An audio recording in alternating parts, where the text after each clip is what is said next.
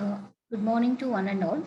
I am Savitri H. Would like to extend my warm welcome to all the participants and also welcome the speaker of the session 2 of day 3, Atal FDP, on computational mathematics and artificial intelligence for engineers. Welcome you, sir. It is my great pleasure for me to introduce our speaker, Dr. Arun Rajgopalan, sir, who is going to share his knowledge about mathematics in data science and machine learning. Dr. Arun Gopalan is the Vice President, Data Science at Avive Bangalore. He was a Director of Research at Deep Value, an US-based algorithmic trading firm. He has focused on data science in different domains for his graduate school days, materials, informatics, crystallographic database, his frequency, equity, market data, and now healthcare. Arun sir has a BTech in metallurgy from IIT Madras, India, and a PhD in material science from RPI New York, USA. He was a guest researcher at NIST, Maryland, USA, as a part of his postdoctoral research. At Avive, he has built a data science team and the predictive analytics platform. He led the invention of an AI algorithm that identifies the risk factors and population at risk for various medical procedures and diagnosis. He led the development of scalable deep learning models for medical prognosis. His team also develops chatbots for better customer interaction. He is the board of studies for the CTA department at CIT Coimbatore, and he was instrumental in setting up the syllabus for their integrated MSc data science course. Welcome you, sir. I request you to start your presentation. Thank you, Professor, for the kind introduction. Let me start by sharing my screen.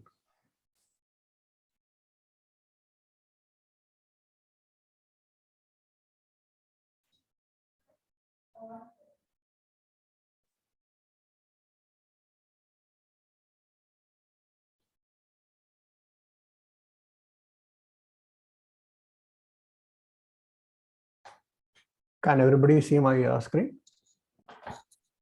Yes, we are able to see. Sir. Yeah, okay, thank you.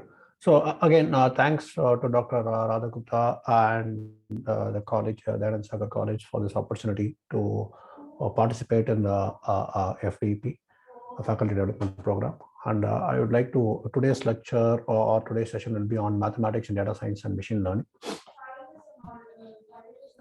So what is the agenda today?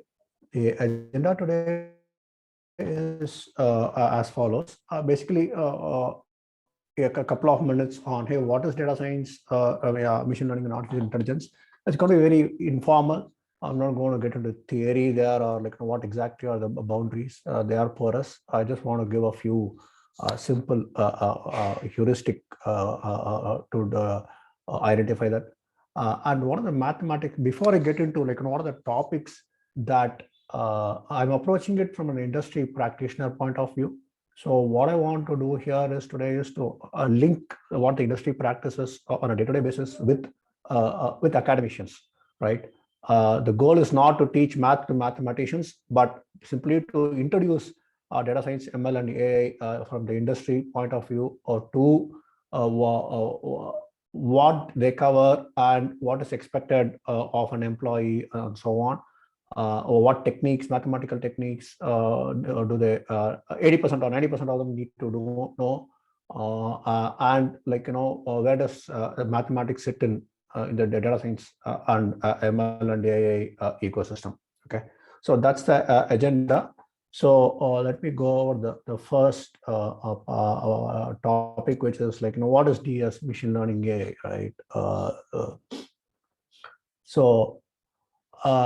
So consider data science, right? Data science will be basically, you can say it's data plus science plus mathematics plus computing plus epsilon. Epsilon is quite a big epsilon, but it's not a small epsilon. But I'm a bit getting a bit creative in the sense, like, if you look at the size of the font, it's deliberately high. So there's a lot of data. Math is slightly less, but the data comes first. And science is there, right? Plus computing, right? So it is not simply equal to mathematics, right? So that's a key thing, right? The proportion varies, and epsilon is not nice also. Okay, usually it's nice in a in an equation, but here it's not really nice. It's just other things that come into play here, right? So when we are talking about the math part of it here, right? So again, this is not this is from a practitioner point of view. The research, by practitioner, I mean 80 to 90% of people who work in this, right? The 10% who are researchers, right? I mean, I include myself among them, but the point is, I'm not going to focus today on that part, right? So, what are the common skills, math skills? They definitely need, right? So, visualization, sampling, design of experiments, hypothesis testing, linear and non-linear prediction methods, and one case, I'm going to show you a use case for differential equations, right? So this is the math part of it.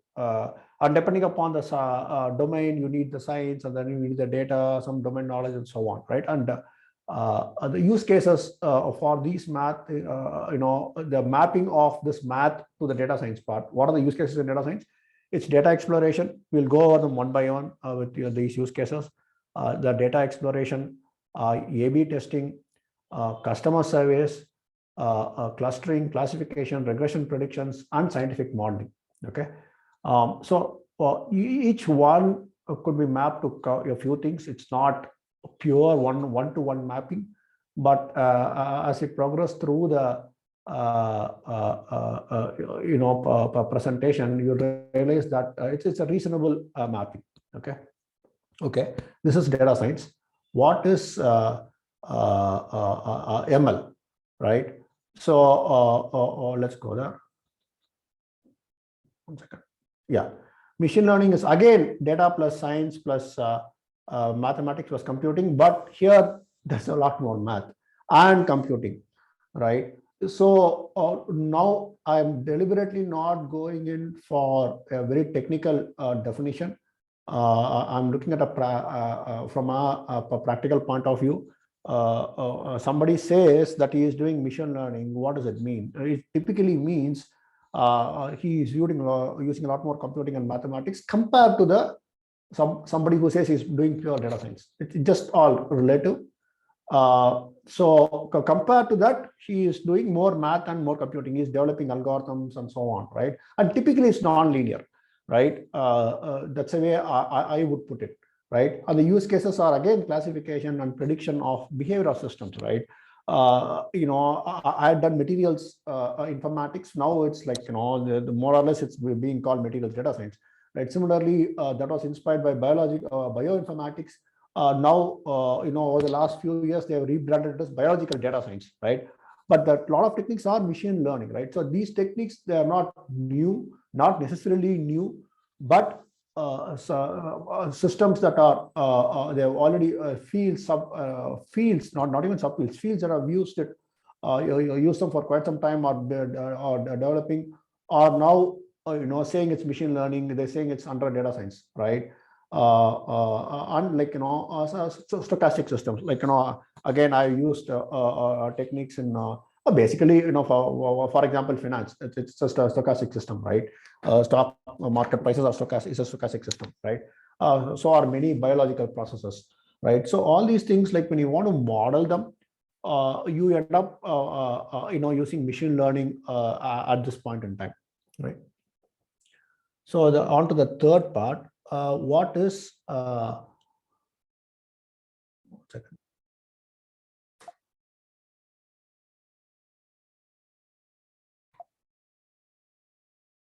I'm sorry, 1 second. I'm not.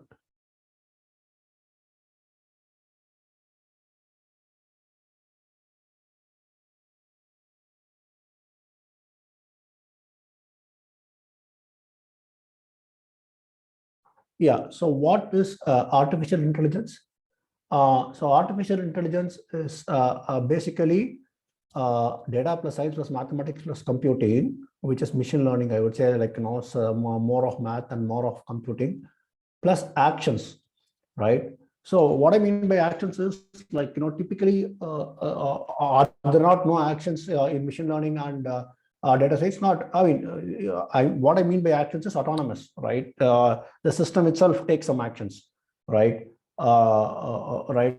For example, in the case, the math behavior is the math of deep learning and the math of graphical models and various other things.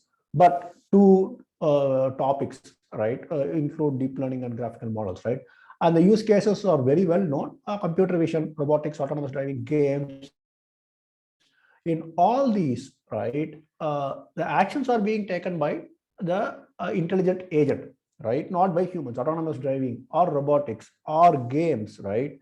The chess go, I mean, the AlphaGo, the system that the Google system that plays chess, plays Go, they're all autonomous, right?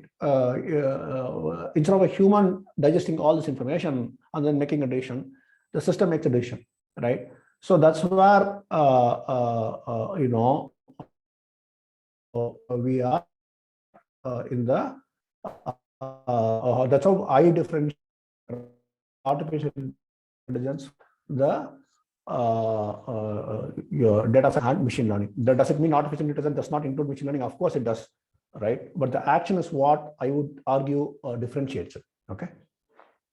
So let's move on to the math skills that are required for DS roles and tasks, and how can math faculty guide students. I know it's a faculty development program, but again, as I repeat, right, I'm going to teach statistics to statisticians, right? I mean, what I want to share with today is what aspects or what topics of math are quite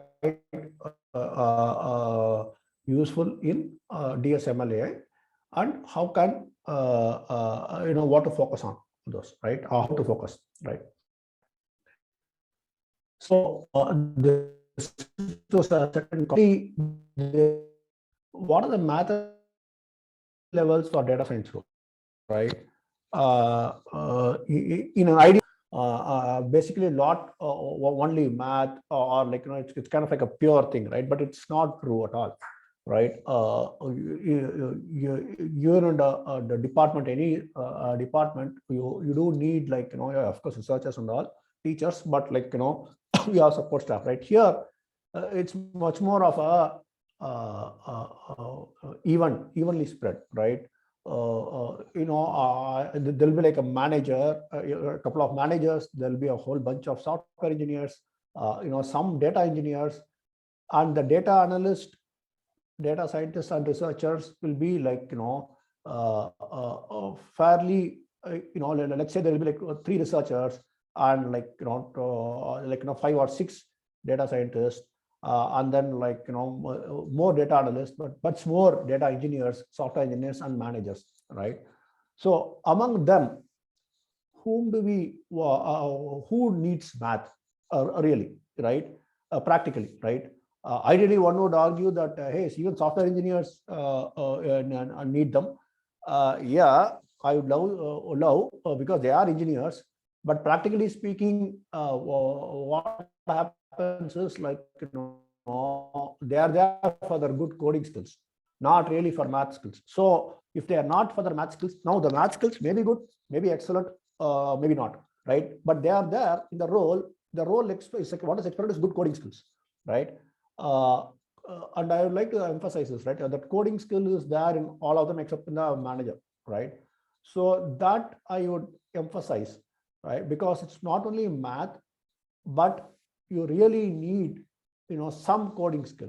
Okay, even as a researcher at the master's or the PhD level, right? You do need coding skill to be in industry, right? A data scientist is the same. The level of math is, like, I deliberately did not put I put that engineering in bracket because it need not be abstract or, like, theoretical math. It's like, engineering math, right? But it could be pretty high level of engineering math also, but again, some coding skill. Similarly, for data analysts, like, the level of math is definitely lower required. Good, I mean, when I say lower, right, I mean, they still have to understand it properly, right? I'm not looking down or anything, but simply like, it's a difference between a graduate and an undergraduate, right? What do you expect a researcher to do? Ability to write papers, understand papers, create something new, right? Data analysts, no, not necessary, right? But they should have a good understanding of math and again coding skill. Data engineers, basically data wrangling, and that is what most of the time people end up doing. Okay, right? So this is the skill levels for different data science roles, right? How about the different data science tasks, right? So basically, you have if you want to create new statistical or ML or AI techniques and algorithms, absolutely you need excellent math skills, right? But sometimes, because of the democratization of technology or the tools, sometimes, right, you see extraordinary improvements by a programmer, albeit a very good, curious programmer and an excellent programmer, right? His coding skills are excellent and he is very curious, right? But this is interesting. I don't know whether this is feasible in other places, but curiosity goes a long way. For example, they say Michael Faraday did not know beyond trigonometry. Okay, it did not extend to trigonometry, which I had. Although he's one of the greatest ever scientists, right? I guess intuition, he has extraordinary intuition and extraordinary curiosity, right? Anyway, so and implementing algorithms in literature, excellent math is absolutely essential. Some coding skills essential. What happens is, but typically 90% you use ready-made functions, models, and libraries. Okay, when I talk about the use, now you need basic coding skills. The democratization has meant that powerful techniques are being used with insufficient understanding by a lot of people. Okay, for better and worse, right? It's good thing is they are available. The bad thing is many times they don't know what they are using, right? I mean, you can run off it's as easy as to run a linear model as a non-linear model. You can run a deep learning model as easy as a logistic regression model. In terms of once the model is made and all that, but can people understand it? That's a different matter, right? So this is the status, right? But anybody who has good skill is value. Okay, this is definitely value, but I'm just letting you know the ground reality. So given all these, how can mathematics faculty guide the students for a BSML AI career? One is fundamentals are always important. They should be trained in mathematical concepts. That's for sure. The other thing is coding skills, right? Coding skills are essential, right? So I am not sure about what the current. I mean, I know the data science curriculums fairly well because I helped set up for more than one university. But the math, I mean, of course, the math professors teach the math part, but I'm not sure how the math curriculum is as such, right? So I would encourage, if there's not there already, that coding skills, be encouraged quite a bit. Okay, so that's what I would encourage. That students be taught, not necessarily Java or anything, but they should be able to apply it, right? Regardless of whether they are going to. I mean, if they want to go to industry, they have to. I think it's important, right? So again, the third part is like how do you solve real life problems, right? Once you have the fundamentals, that's very good. Once they have some coding, that's good. For this, internships are great. So I would suggest that people be very aggressive in getting internships for mathematics students, because there's nothing like an internship to get your feet wet or hands dirty. I mean, or whichever phrase that you like, right? So those are great for students. Whether it's mathematics or any other student, right? The internships are great. because their expectation is quite different before they get into industry. But once they get into industry, whether that particular person, that particular industry is a good company or not is another matter. But that experience is very, very important, and it helps them find a job and set their expectation also, right? And in all this, right, the communication skills are vital, right? I find, like, people are good technically, but they do good work, but then talking to your professor or talking to your team members, you and your team members, right? They're all the same wavelength. They're all from similar background. They're all working on a similar problem, right? So a mathematician talking to a mathematician is not the same as a mathematician talking to a non-mathematician, right? And but you have to explain in a corporate setting. You have to really explain yourself why this is happening. What is the solution, and so on. Just because I myself had gone through this, in which I will say, hey, this is obviously true because, hey, look at the coefficients. That's all you need. But for example, nobody really cares about the coefficients. I mean, other than my math guy, okay, data science guy or math guy.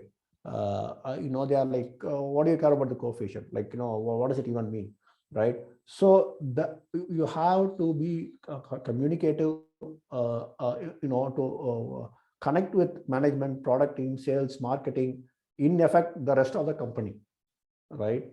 So those communication skills, I hope, are being instilled into mathematics students. Now, I have said mathematics faculty guide the students for DSMLAI career, but I mean, practically anything, right?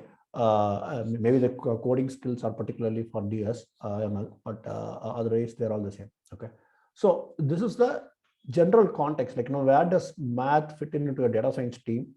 What is the expectation? What is the requirement? Minimum requirement, right? I'm talking about minimum requirement, not the maximum, right? There are always extremely good people, right? But minimum requirement for the skill levels at for DSML tasks, and how the mathematics department can guide the students for a DSML career. Now we'll go on to the topics, right? So I picked some topics here. Now, again, this is from a point of view of a practitioner expecting certain things from the a student or a researcher that he or she is involved in, right? So,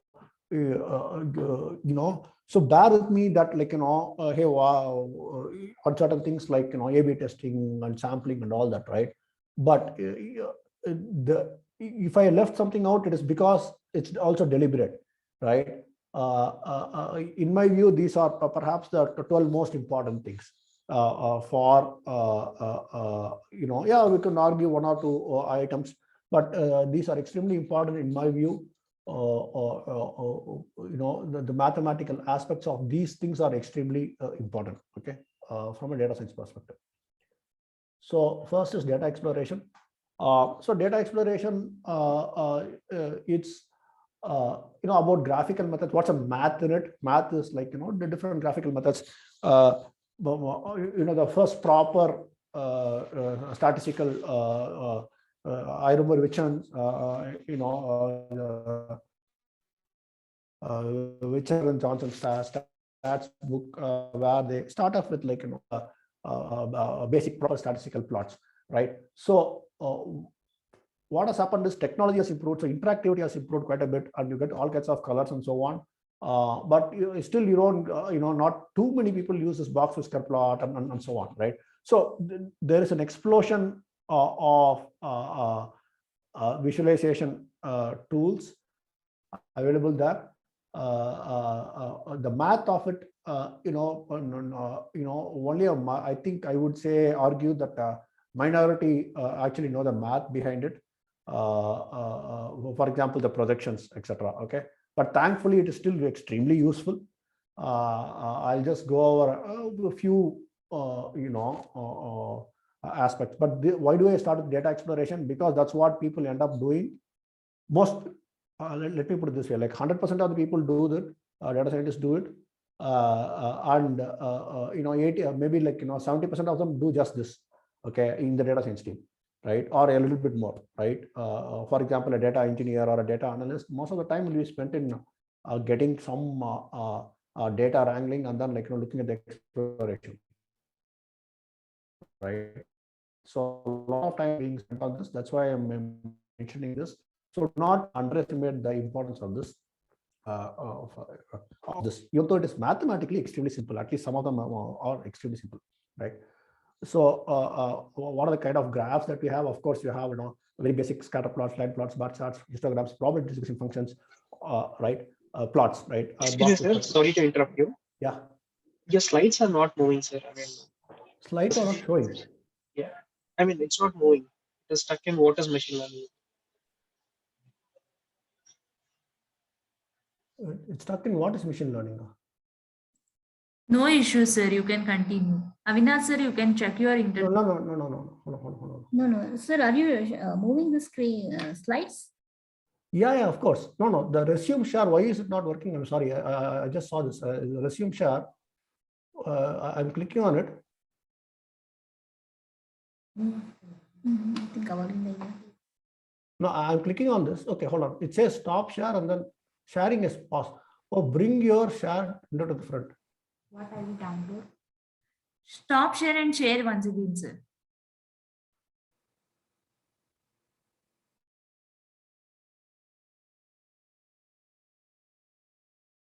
Can you see it now? Yes, sir. You should have told me a long time back. So what is machine learning? You got stuck on this, is it? Yes. Okay, all right. Okay, so this I'll just yeah. So this is the AI part. This data science plus mathematics plus computing plus actions plus epsilon, right? And then what do I do here? Yeah, math skills for DS roles and tasks. Math skills for data science roles. I put on researchers, data scientists, data analysts, data engineers, software engineers, managers, right? I talked about that. And then I talked about the mathematical skill levels for data science ML tasks, right? The three of them, which is basically creating levels, new techniques and other things. You should need excellent math skills. You should be able to implement them. Again, excellent math and code skills. But most of the time, most people use functions and libraries. That's what I was focusing on. And then how can mathematics faculty guide their students for a DSMLA career? It's basically fundamentals are important, coding skills are essential, internships are great, and communication skills are vital. Okay, so that's a 30-second kind of what I said. So okay. So if you look at data science and machine learning topics, there are A/B testing, sampling, hypothesis testing, customer surveys, clustering, classification, regression, dimensionality reduction, forecasting, modeling, ensemble learning. And in data exploration, I'm talking about graphical model methods, visualization, projections, use cases, data exploration. So I think we stopped here, right?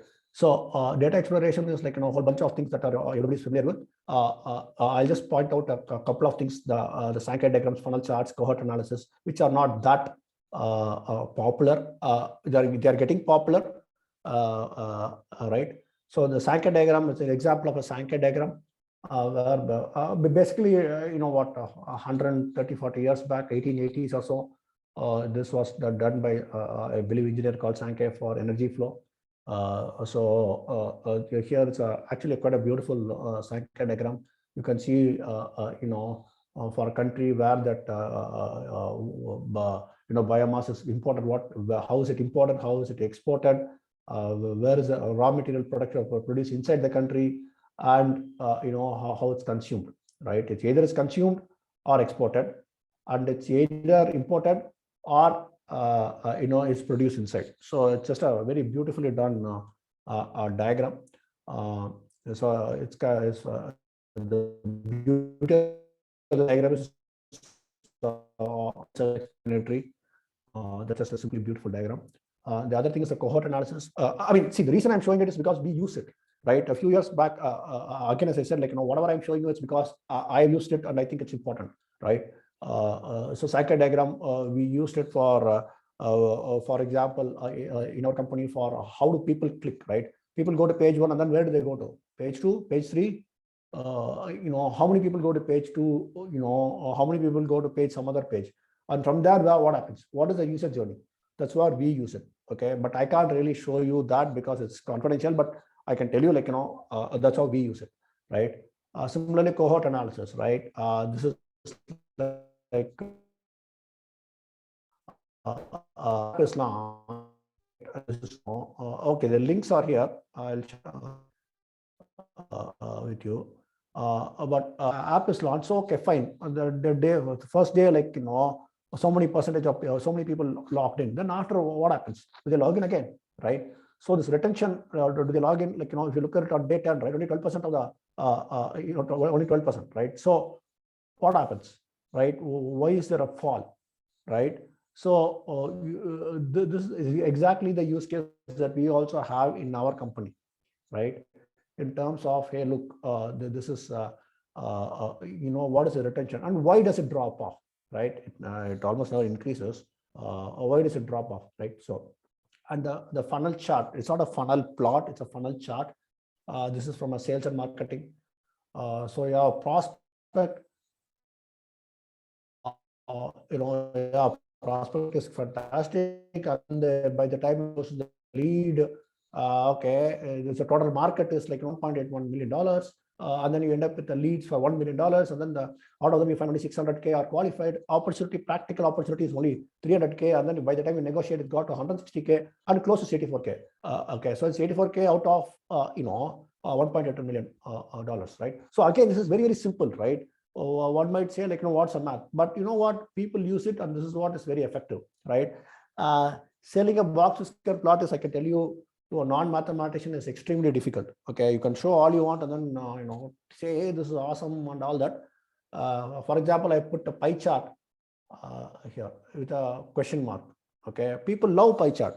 I don't personally like them because they're not disproportionate. But then whatever, that's what works, right? So that's why I said, yeah, you have to have both, right? They're just telling them this is a box Whisker plot, or this is why it's important and all, range and all, that is fine. But this sells more. Okay, so this is important. Okay, so the next part is the next topic of the dozen topics is A/B testing. So where do we leave A/B testing? No, design of experiments is basically design of experiments, right? This is actually design of experiments, what 1970s, 1950s, 1960s, right? Even those techniques are still to be completely utilized online, right? Now, as a field, design of experiments has grown quite a bit. You have clinical trials, very advanced clinical trials, Bayesian stats based clinical trials. Okay, but practically, generally speaking, they are literally happy with, most people are literally happy with A and B. You have variation one of the page which is control, and then variation B. One version is control A, and then another version is variation B. Is here it says 23% and 37%, whatever the click rate or whatever, right? But things are never that simple, right? So you do have to have a test, right? The proportion test, whether that is significant. Of course, if it is 23% and 37% for a million people, there's no test to be needs to be done. I mean, it's obviously different, but typically it is very small. Okay, so we have multivariate testing. Again, the example here is practical example here. Even in our company is like, how do you change the content, right? Which content works, right? Which element works? What is the location of the element? Which layout works? Because there's a trade-off. I mean, nobody is going to look at 1 millimeter by 1 millimeter or 1 centimeter by 1 centimeter in some dark color somewhere at the bottom of the screen, right? But something has to go there. So what will you put there, right? And you can't have the same. Humans don't have the same attention if you look at the heat map of the where the eye focus on, I am not in the corner of the screen always, right? I barely look at the corner of the screen. So will anybody, right? So which is like which element can we test, right? Which are the most important elements, right? So that's where the multivariate testing comes in. So again, this is not any different. If you abstract it out, it is standard DOE. But what is the application? This is the application, right? So the standard DOE framework up here is still there. You first you find a range. What are the factor changes, right? Is the color is going to change quite a bit? Does it matter? What is the size range? If you're going to change it by a millimeter, who cares, right? But if you're going to change it by 3 centimeters, right? Oh yeah, it will make a difference, right? And then screening. What are the most important factors? You cannot have a range from you cannot have a layout from black to white to red, right? All through. You have to check the screening. You have to find out. You can't do a full factorial experiment on all the elements possible, right? So you have to screen which is the important factors, right? And mind you, this is not a discussion only within the data science team, right? This will be like some product person will be there who has absolutely no idea of DOE, but they know the word A/B testing, and then they think this matters, right? So you'll have a hard time explaining to them. It's like it might be what you think, but you really have to experiment on this, and let's think about some more axis on which we can vary, right? Dimension on which you can vary, and then what are the best factor settings that give an optimal response, and then you confirm it, right? In real by running the experiment, right? So the factorial experiment still holds true, right? You want you can do one factor at a time. You can do full factorial if the variables are not too many. You can do a practically speaking. You will end up with a fractional factorial design. You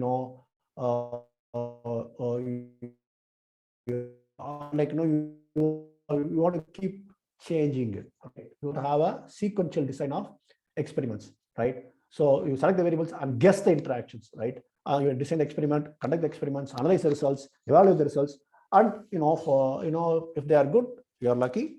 You set an optimum setting. If it's bad, which is many times, see, typically what happens is like you want to have enough data. See, if you're Netflix and you have a billion, God alone knows how many billion views they have every day. So I mean, what stats do you have to do in the sense like you have it's a sample size issue, right? Like you have a billion 10 billion people, 10 billion clicks on version 1 versus 10 billion 3 billion clicks on version 2. You're like, okay, fine, no problem. It's a sheer sample size means that the effect size can be very, very small, right? If the effect size is very, very small, then you need a larger sample size to figure it out, right? So this is not, so the results may be bad, so you got to go check it out again, right? So this is like about design of experiments, and the math is design of experiments, solid design of experiments, classical as well as newer versions, Bayesian, clinical trial. Whatever you can do in clinical trial, you can pretty much do in any aspect of IT, frankly. Okay, not only for drugs, right? We can straightforwardly use it. It's just a matter of actually, it's easier to use because it's all online, right? Convincing people putting the system. Okay, you don't design where you have only 5 agricultural plots and so on, right? You have millions, but the problem is actually convincing people to do that and putting into the system, right? So what's the next one? The next one is sampling. So sampling again, I just take 3 cases: simple random sampling, stratified sampling, and cohort sampling. Again, why these 3? Simple random sampling, just to get sample.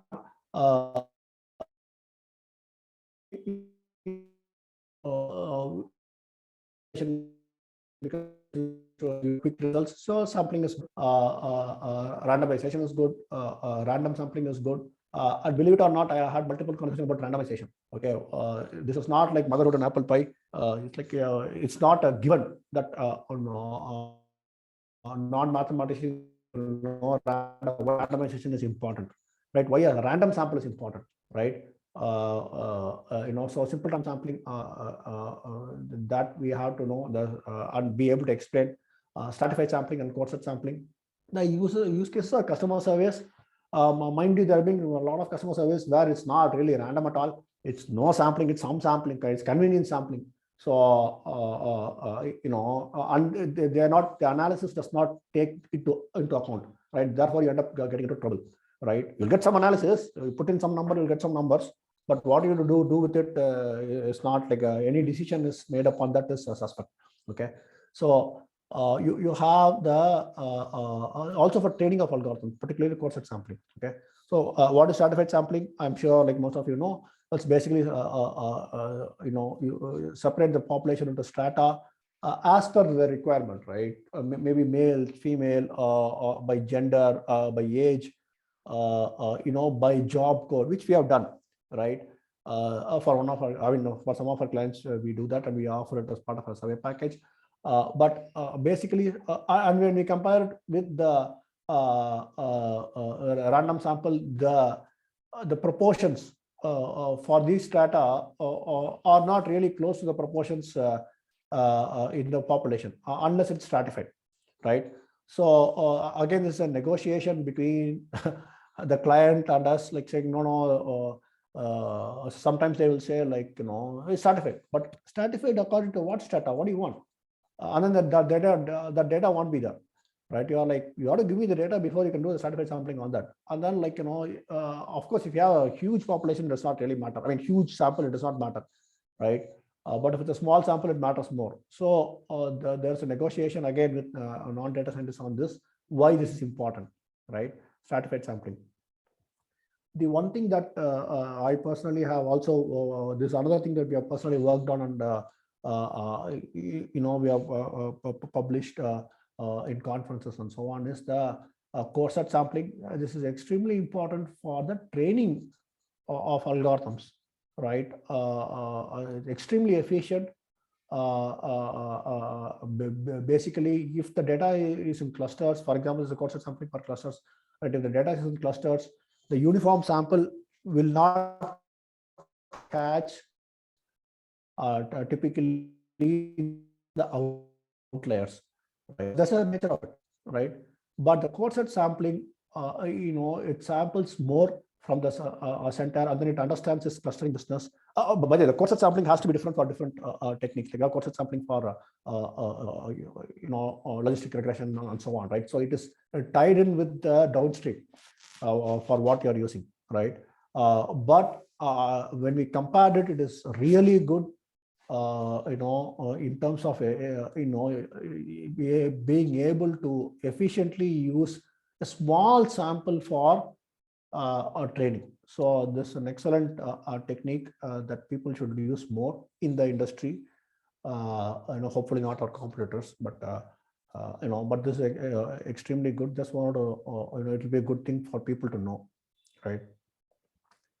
So basically, the key is like the 0.5 here. Okay, basically you have to sample the weighted points where each point, this is one coarse set algo.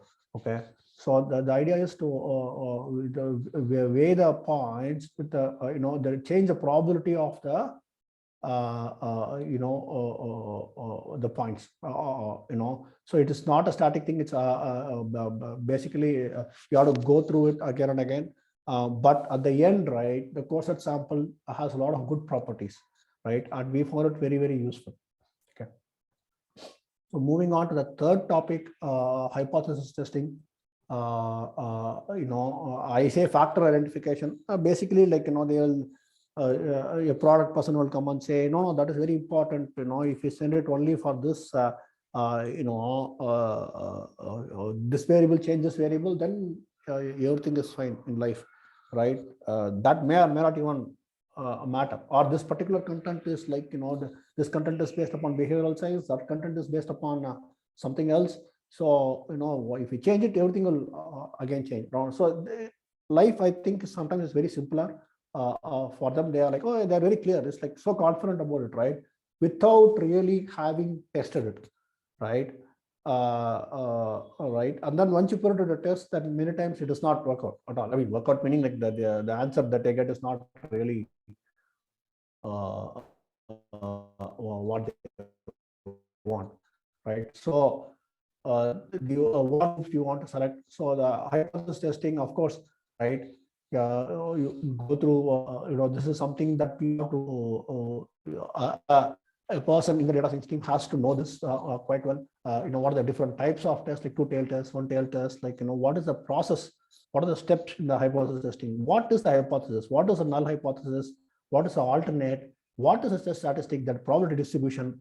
What is the significance level, right? Don't keep changing it, right? Like, as per your convenience, right? There's enough trouble with the null hypothesis testing anyway. Even with the, I would generally argue, like, but you have to be practical. Like, I would like, of course, that the value to be fairly low, but in many cases, but then you just have to look at the size of the sample and what power do you want and so on, right? So collect the data, perform the calculation, and then this is something that people have to know very well. This math people have to know very well. Okay. Again, which hypothesis test, right? So this is like, do you want one or two, and whether it's a proportion or a mean, it's a paired one or an independent one, so all these things come into play.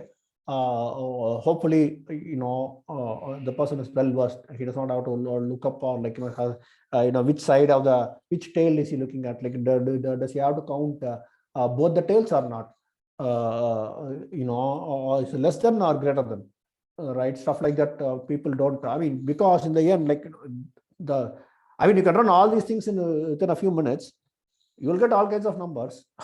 But which number do you want, right? And people will do it, meaning like they'll get some number and then they'll happily use it. So what is it that it means, right? Is it the correct test to use? That is where they have to understand the math properly. The running this is next to nothing. There are functions which are available, right? What is scary for me is people run it and then when they don't understand what is the alternate hypothesis, what is it even a correct hypothesis just to run, right?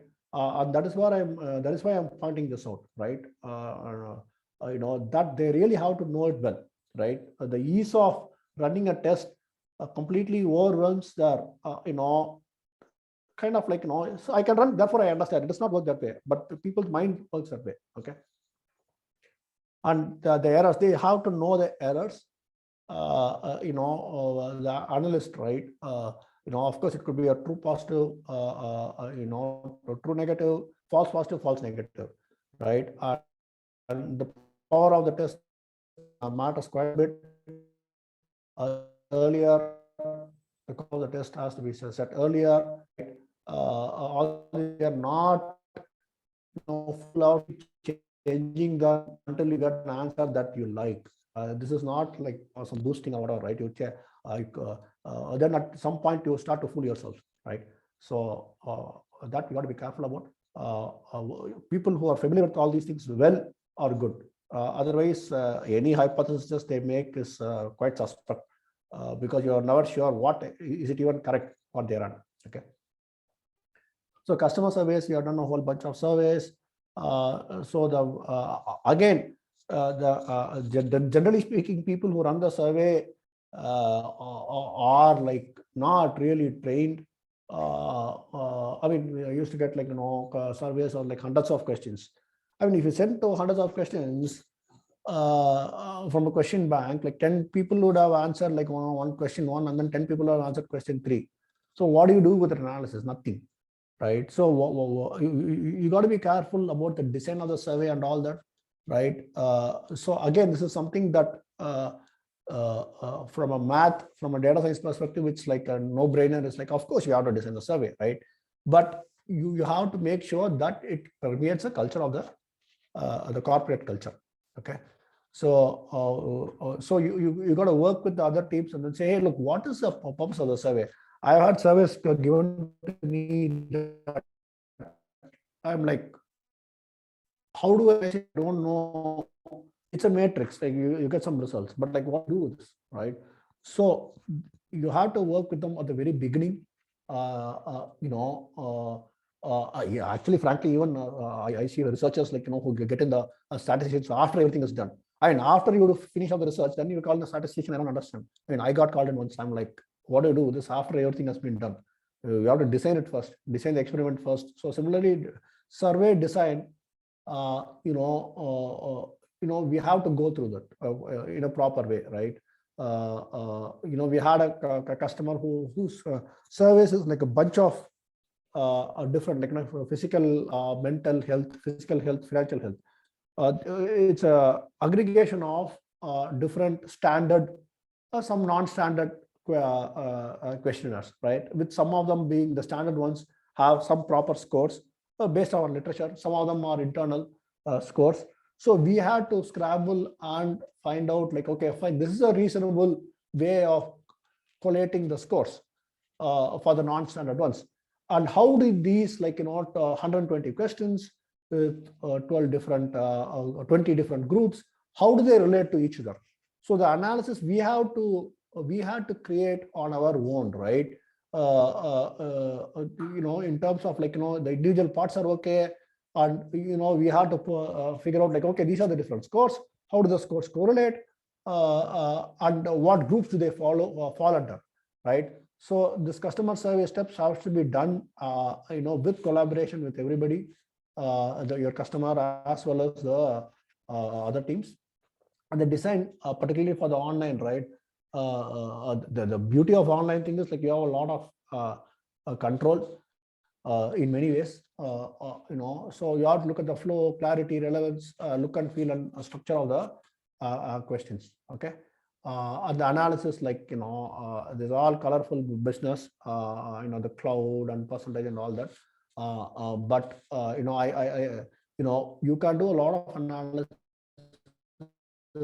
like for example, heat map, clustering, regression. All these things can be done in a very rigorous manner to understand the relationships between the questions and the responses. Does the physical health affect the mental health? Does mental health affect the physical health? Does both of them affect the work, their work ability to work? All these things we are able to answer in a rigorous manner by looking at it very carefully, right? As would any statistician do, right? So let's move on to the types of learning here. Unsupervised, supervised, semi-supervised, and reinforcement learning. First, we go over clustering, which is basically an unsupervised learning. This again, people have to know. To take two examples, is k-means and hierarchical clustering. So, here you can see there are in the three examples there are in the third example there are two obvious clusters. The second examples there are maybe three obvious clusters. The first example, it's not obvious as a cluster, right? I mean, it's but they have identified these clusters, right? So the two examples that methods we have given is k-means clustering, where you initially assume k, okay, meaning the number of clusters.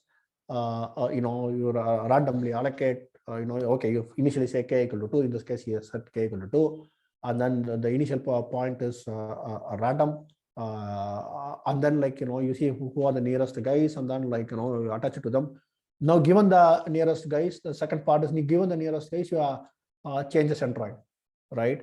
And then given the new centroid, what is the new set of neighbors, right? So this is the zigzag business. That's what is being shown here. And the algorithm is this. You start with a set of elements and a number of desired clusters. Assign initial value randomly, assign each item which has the closest mean, calculate the new mean until convergence criteria is met, right? Within cluster distance, and then the between cluster distance. So what do you want them to be? What do you want the ratio to be? What do you want the criteria based upon them to be? Right? What's the threshold? Right? Then you do that, right? So this is a standard k-means clustering.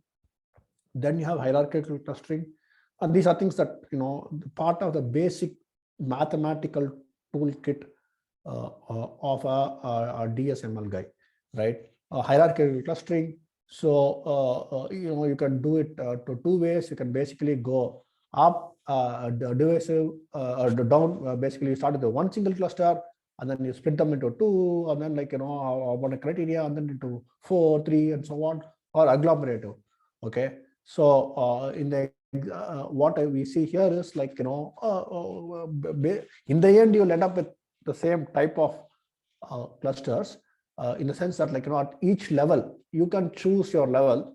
The data science guy can choose his level of what he or she is comfortable with in terms of the clustering. Whether you want hey, are you fine with 5 clusters?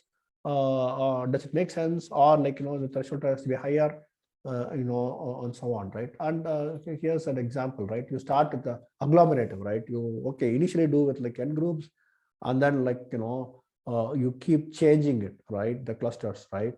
The level of the cluster, right? Till you are happy with the you either end up with the end, which you can do, which is one single cluster, or you stop earlier. You say no, I just need I'm already done with this. There's a threshold I want to stop at, and which is what we can also do. Okay. So then the other part, basically supervised learning, there are two parts. You got this linear classification and regression, the supervised learning. And in that, the one linear method, a logistic regression, which 110% of data science guys should better know, is logistic regression. I mean, I never figured out how to give 110% of effort, but I'm just using it, in the same manner, very loosely, right? So what is the difference between logistic regression and linear regression? Linear regression is given this type of data, where you have binary data, the linear regression has no, I mean, it has a fit in one straight line, it fits a straight line. So it's like basically, putting one foot in hot water and another foot in cold water, right? It does not really solve any problem, right?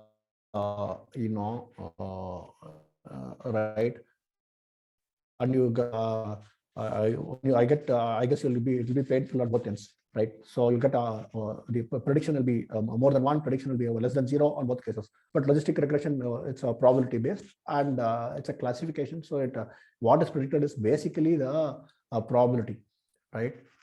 So you have the log odds, P is the probability, and then log of the odds, right? P versus 1 minus P, the odds, and then log of that. That is a linear function of X, right? So what is the cost function here? The cost function is this is the cost function minus log of h theta of X if y equal to 1. Otherwise, it's 1 minus that. Log minus log of 1 minus that. So that's a cost function which you basically reduce by typically a gradient descent method. It's a convex optimization problem, right? The other supervised learning method is the linear method, is the multivariate linear regression. Again, 110% of data science guys should know this, and math should be known. This is a prediction of a continuous response, and the multivariate, I'm not going to spend more than 20 seconds on this.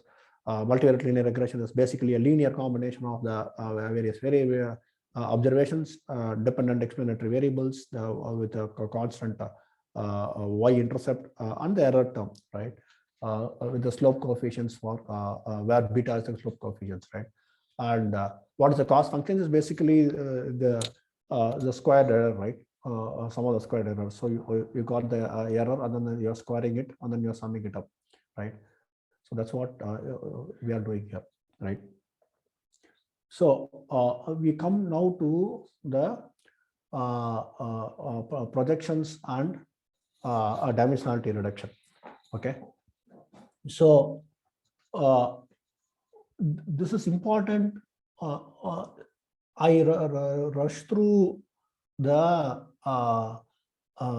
this for obvious reasons, this linear method and all that, right? I rush through it. I would like to go a little bit slower here, right?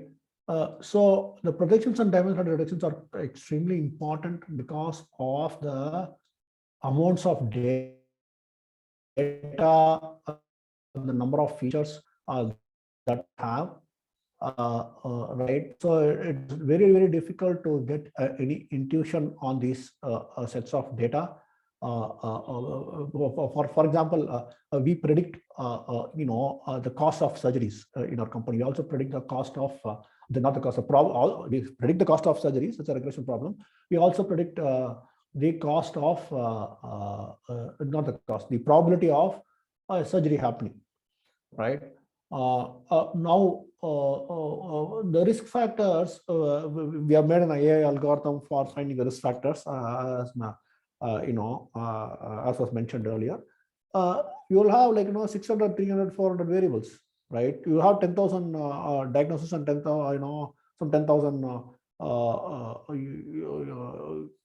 procedures, right? So we select. Now you'll end up with like 500, 600 variables, right? So what do you do with that, right? So we have to have ability to crunch it down, understand, to have some intuition, right? That's where the all these projections come in. It's quite important. You have PCA, you also it is basically linear, but you can also have non-linear and a whole bunch of combos. But the standard PCA is nothing but the eigenvector, right? You have a correlated high dimensional vector. You center the points. You compute the covariance matrix, and then you get the eigenvectors, and then there are a couple of things that you can do with it, right? Just for visualization, you can do the you can just pick the highest eigenvectors. Now, in my earlier role, like long time back, I had used principal components in my research. My group used it in the materials domain. For looking at my group used it, not in one particular thing for microscopic images, right? So I understand what does it mean, the principal component, the first principal component, second, what does it mean? I use it for my I use it for general materials data, but my group also used it for microscopy image data, right? So there are scientific aspects, but typically in a data science environment, you basically use it for dimensionality reduction, okay? And these dimensions are obviously uncorrelated, right? If you want them to be completely independent, you do ICA. And there's also this nonlinear aspects, nonlinear versions available. Okay, so this is a typical nonlinear projection, T distributed stochastic neighbor embedding. You take pairs of points, given this, given xi, you then find out what is the probability of xj being its neighbor, assuming a distribution. And similarly, given xj, what is the probability of the xi being its neighbor, given a distribution in the high dimensional space, and then you take the average of them, and then find out a similar distribution in the low dimensional space, and minimize the distance between these two distributions using the KL divergence metric, right? So this is a lot of math behind it, but in the end, it's a graph, right? And the math is good, but then the intuition still you have to does not mean automatically you get the correct answer. So that's a catch there. So many of the stuff is like that. Many of the items are like that in the sense that the math will be very good. For example, this self-organizing map. For a while in my grad school, I was obsessed with self-organizing maps because at the time it was fairly new, reasonably new.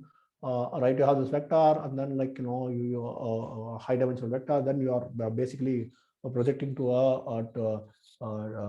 in an unsupervised way, or to a two or three dimensional map, right?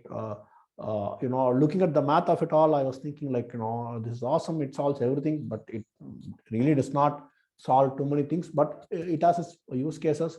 The reason I'm showing it is because there is a lot of math behind the projections. Some of the newer projections, the manifold, how do you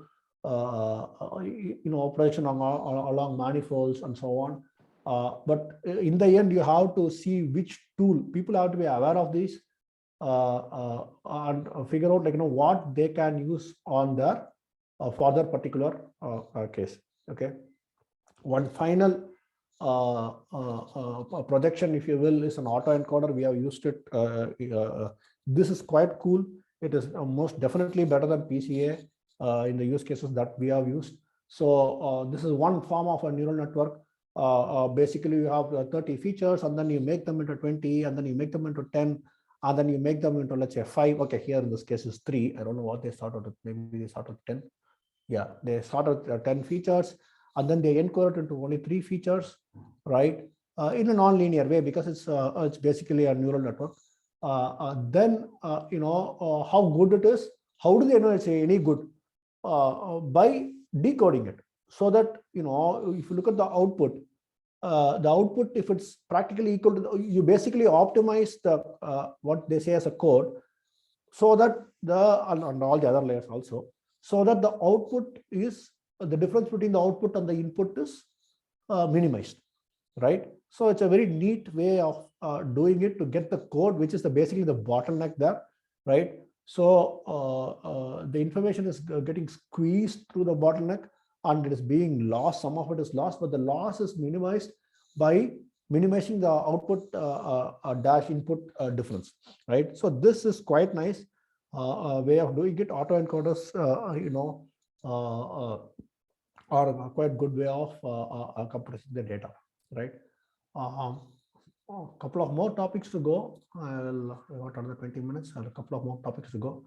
I'll try to finish in 15 minutes. I think I should be able to do that, right? So the time series aspect, time series also is a important mathematical component that data science scientists should know. I was in finance earlier, so I use time series in some small way. I mean, it's mostly useful for econometrics, not really for high frequency trading. And I used it for weather forecasting. I mean, I'm not talking about climate forecasting and all that, but immediate weather parameter forecasting. Currently we have used it. This is again one mathematical tool. What people do, there are a couple of things that happen to the time series. People would have done one time series course and then forgotten all about it, because they they don't use it that much.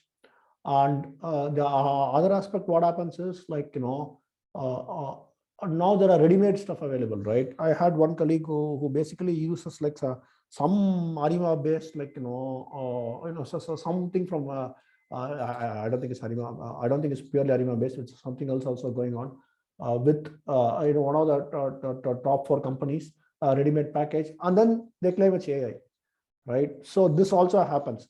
This is standard. One is it's standard time series stuff, and second is, I don't know why it's AI. There is AI part with RNN and all that for time series stuff, but that's not what he was meaning, right? So that's a separate thing. RNN for time series is a separate thing, right? I'm not going over it here, right? So anyway, the time series aspect is there, but people have to really know about autoregressive model. If they're not going to blindly follow, some package tells me gives me an answer, there you go, okay. And it's typically unfortunate in the sense that, like, whenever you look at one of these time series models, the prediction is always very smooth. It has to be, and then you have this ever widening error bar, which of course has to be. And then, like, then you have this problem of, like, how is it different? But anyway, so people have to know this autoregressive model, where the dependent variable at time t depends upon the prior values, its value in the prior time periods.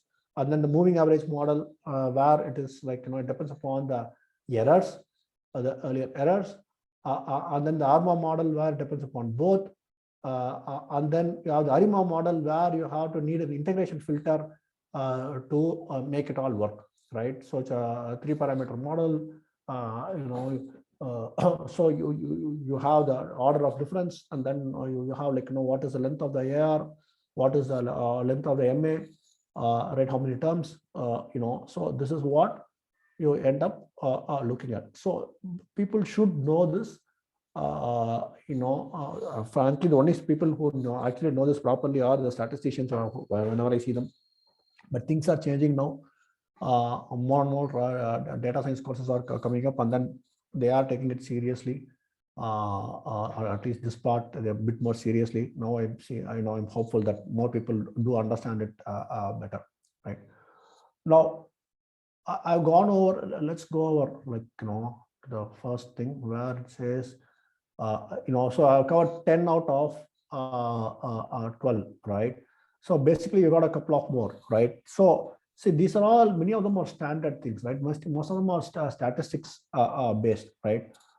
But one thing, see, you got a wide variety of projects a data science team gets, right? And more things are falling under the rubric or are closely related, or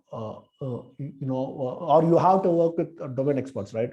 One of it is scientific modeling. I myself have done, as I said, materials based stuff, law for my thesis and all that.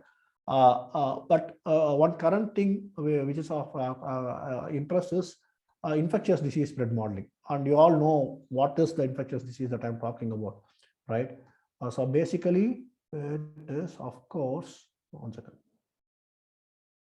It is, of course, I'm talking about what is the math? It's differential equations, right? So typically, when you look at the advice of our data scientists, they will say differential equations, you don't need to know. But you know what? When a job comes to you, you have to be able to do it. Now, granted, this is a very simple differential equation, at least the initial ones.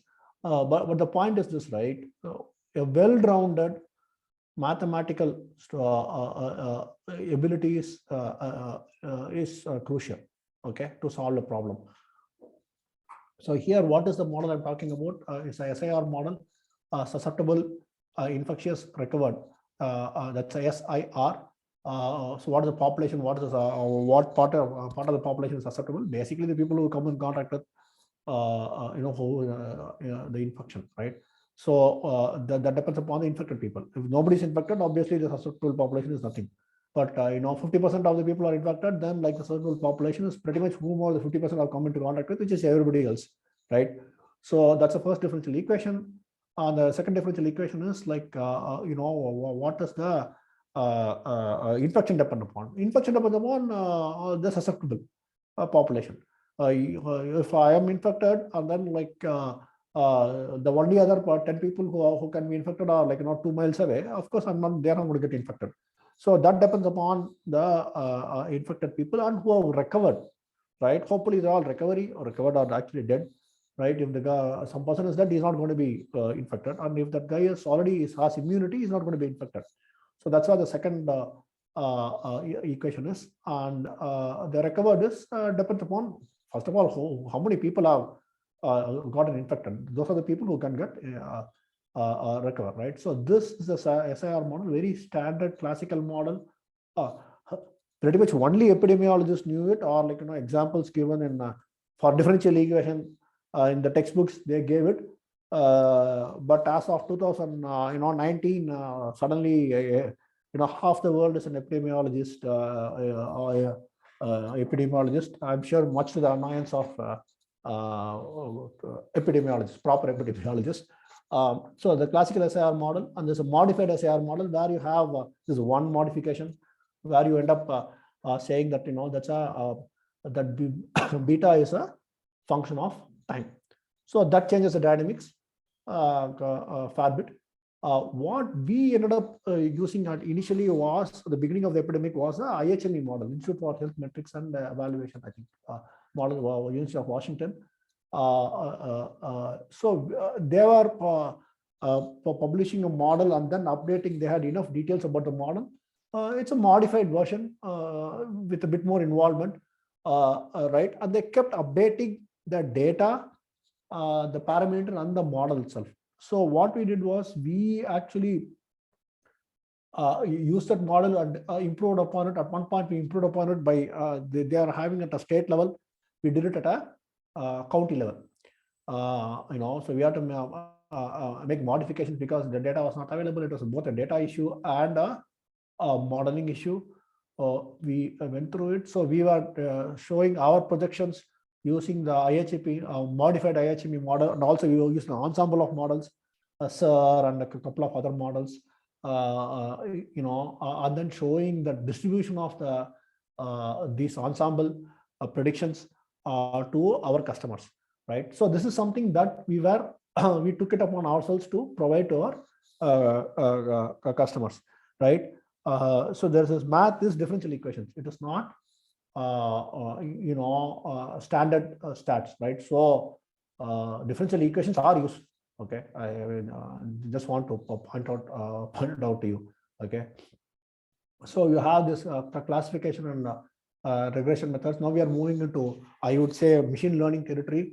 I mean, if you're nonlinear, basically I'm saying nonlinear. Okay, now I don't want to get into an argument with it's true machine learning or that is also part of data science. It is not very useful. But let me just draw a line here and then say it's nonlinear methods here, which is true. But moving into ML territory, that's where the question might arise, right?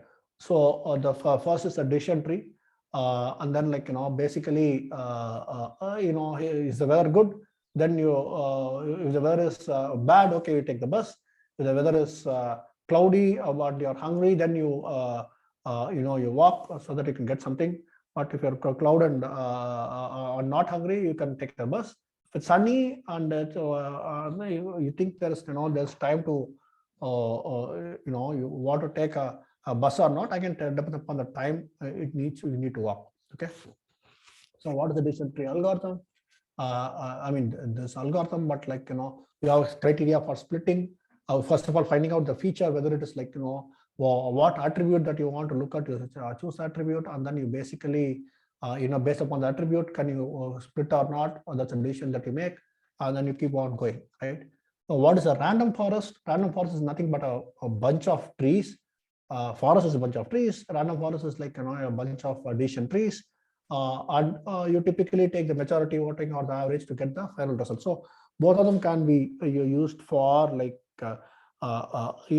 for regression and for classification problems. I used pretty much all the different things. Practically, I mean, you have C4.5 and then a whole bunch of things, classifications, CART, algorithm, and so on. To be clear, I mean, in my experience, practically they're all the same. Mathematically they are different, but practically they are all they all are almost the same. Okay. And what's the random algorithm? You basically you take a sample and then randomly choose a training set. You randomly choose M. And then get the decision tree, and then you go back and then do it again, right? So sample it again, and then you take one more. So you have n samples, right? So you'll have n trees. Okay. So one last point. I'll just take 3 more minutes. So this is we are definitely in machine learning territory now. If you are not in machine learning territory earlier, we are definitely in machine learning territory now. This is about the ensemble and ensemble learning, bagging and boosting essentially, right? So based upon this, you can do prediction of binary or continuous responses. It's about the learning. So you have, what's the difference between bagging and boosting? Bagging is basically you're doing in a disjoint way, right? The set is getting disjointed, right? Boosting is you are using the perhaps the same set, but what you are doing is changing the weights, right? It's just sequentially, So you have the original data, and what does bagging stand for? Bootstrapping and aggregating. Okay, so you split up into pieces, and then you're getting classifier 1, 2, 3, 4, 5, 6, and then you aggregate. Okay, you bootstrap a sample. Now they're not necessarily disjoint, but basically you're bootstrapping you're sampling it again and again, and then you are doing a classification, right? So here, right, you see that it's a weak learner. The important thing is a weak learner, and then you're looking at the key word is weak learner. You don't want a strong learner. And then the second keyword is the bootstrapping, okay, the sampling, and then you keep repeating the bootstrapping, and then overall you get a bunch of weak classifiers, and then you combine them into a strong classifier, right? And what is boosting? You start, okay, you got a classifier, you start again a weak classifier, typically a decision stump, right? Literally, like, you know, you have like very few nodes, right? And then you look at the errors, right? For the data points that you have the errors that are erroneously classified, the goal is now is to decrease error there, right? The data point is 1, but you are saying 0 with like 100% certainty. Then you say, wait a second, you have to learn from that example. So increase the weight of that of those error points, and then you redo it, and then go over it iteratively. So then what happens is you end up with a basically a boosted algorithm. So now this algorithm I myself have coded a long time back. You know, I mean, you basically have to be. That's what I said my coding skill, right? Yeah, fine. The algorithm is given, right? I interestingly, I find people still not comfortable with coding the algorithm. You should be able to code the algorithm. It's not enough to know the math. Okay, so that's what. Okay, so here you see this. You should be you know, able to. I code it in Java of all things, but you know, you should be able to code it in anything. I mean, not anything, whatever you're comfortable with, right? Python or Java, something you should be able to code, but you should be able to code. You know, knowing the theory is not enough, right? So the weak classifier gets stronger and stronger, right? So these are the things that I covered in this today. Basically, the first is what is data science, machine learning, and artificial intelligence. Basically, they're all combo of data science, math, you know, computing, and epsilon, which is not noise. What are the mathematics skills for the different DS roles and tasks? The mathematics skills varies quite a bit. You need a PhD level math for doing PhD and research, proper research. Master's level math for many other things. Undergraduate level math, at least engineering math, at least for data analysts and data scientists. Also, for a data scientist, the range is tremendous. Some of them are extremely good. Some of them are like barely, you know, no undergraduate math. And for others, they really don't need math, right? You know, so that's a point. And then the third point is, how can the mathematical faculty guide students, making sure the fundamentals are good, they are able to code. Somehow they need not be the world's best coder, but try not to be the world's worst. The coding skills, the communication skills, and you know, internships. So these are the points that you know, are important for this item 3. And I've shown a dozen different topics. They're mostly statistics and linear algebra. But as I said, like, you know, there's a differential equation. I gave an example of differential equation. I gave examples of nonlinear methods for projections, you know, and ensemble learning. So this is mostly data science, a little bit of ML is today's session. And next time it will be machine learning and AI. So thank you all for your patience. And if there are any questions, I'll be able to answer. We have 3 more minutes. Participants, any questions?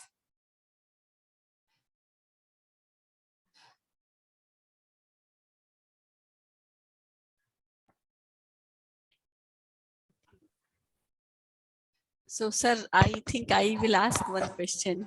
Yeah, sure. If you're okay. So, sir, what I wanted to know here is, you spoke about SIR model for COVID-19. Yeah. And then we are at the, I mean, I think that is completely a differential equation model. Okay. Yeah. So you have solved that like with the data which is available. I mean, you have synced in both the things. Yeah. Yes. So it is a numerical solution, is it? Yeah. So the data that we have, see, the data was getting continuously updated. So now what has happened is you have various variants of SIR model, right? So you have like, for example, compartmentalization, right? Like, people Yeah. don't mix up in the same way, right? Obviously, right? So there's a French group released one model which was like compartmentalized, and then you have agent-based models and so on, right? So currently there is like even like 6 months into the pandemic, the number of models just exploded, right? Yeah, So, correct. and then you have this prediction window, but as with any time series, you get this like nice smooth thingy, right? And then you have this the second wave, third wave, and all that, right? So then like you have this oscillation, right? So the models get more and more sophisticated. The SIR model, the reason I pointed it out was differential equations are not. I mean, if you just say the differential equation, people don't associate it with data science, right? So that's the point I was trying to make. SIR is just the beginning. Just the basic model, yeah. Yeah, right, yeah, that's right. a very basic model, right? Agent-based model, IISc, I saw agent-based modeling, IISc and IIT have released agent-based modeling. And there was this American researcher who had this agent-based modeling, but that was like so computationally intensive. It's supposed to be very, very accurate, but then, there are limitations to the data that you can feed it, right? So it was, we actually made models for the entire world. First, we did it for every county in the US, and then we did it for every state, and then we did it for every country, right? But it becomes, the math actually is okay, but the data, the data won't be there. Italy, they will suddenly change the data API and so on. That's why I said, I emphasize this part, right? The math part is that it was truly an interdisciplinary effort. We had to show the maps also, okay? So we had to do the maps because the mapping was not there. So we had to create maps, interactive maps, and then show it. This spread of this thing, who is going to be red, which state is going to be red, which county is going to be blue, and all that. So it is that's what I said, like, that's why I mentioned, like, this is a part of it, right? We had a statistician, and myself and a couple of PhD guys, and a PhD guy, like, we sorted this out. But the math part, we sorted it out. But other, like, half a dozen people who are trying to implement this prediction, right? Show this prediction maps. So that is important, right? But it has now come a long way. The predictions have come a long way, but still people are not, models have become sophisticated. People have not become sophisticated in their behavior. So that's a problem. So we'll see. And these algorithms, what you are speaking about, so that coding is also equally important, not just maths, even coding is important. So what platforms are you have used for this coding? Is it So Python or MATLAB or C? Yeah. Yeah. So see, many of the algorithms are standard, right? So that's what I said, right? So if Python is now the de facto language. I like R because the stats, you get out of the box very solid statistics. So I'm quite comfortable using it. I don't get any nasty surprises, for the testing and all that. Python and R mainly. I have done it in Java also. But Java really, I did it only because there was nothing else. The code. But typically Python or the libraries are excellent.